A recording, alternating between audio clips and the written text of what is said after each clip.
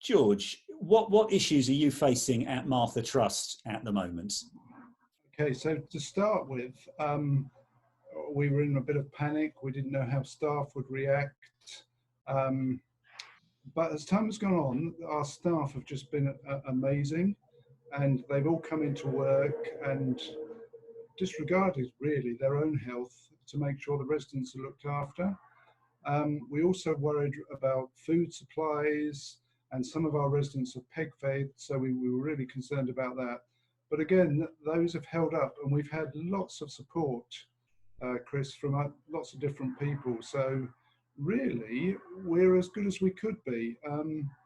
It's just keeping people's spirits and morale up is the major thing, and knowing that they're supported throughout. Great. Um, are there some good news stories in that? Yeah, well, one concerns a church member in Graham Peak.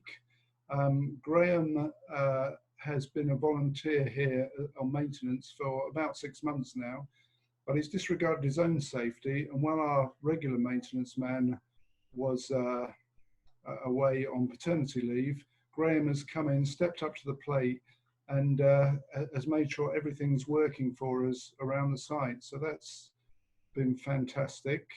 And our chair, Humphrey Clark, found on a Scottish school's website that you can use 3D printers to make masks that we need, which we really can't get hold of because they've all gone to the NHS. A local company have agreed to produce these for us. So they're producing 10 masks a day over the next couple of weeks, with my aim that we'll get to about 130 and every frontline staff member can have their own mask. So Right. there's some great things. We're getting support from all over, Chris.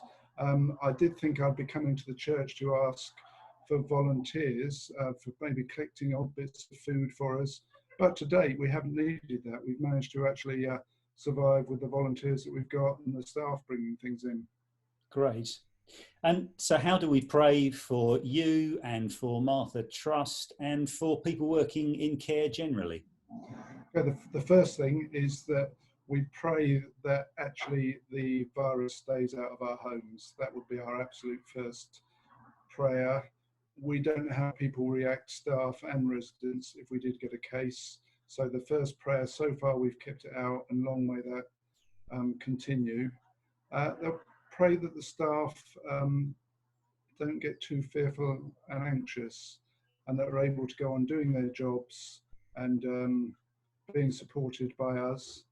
Those are, I guess, the main things I'd really like prayer for.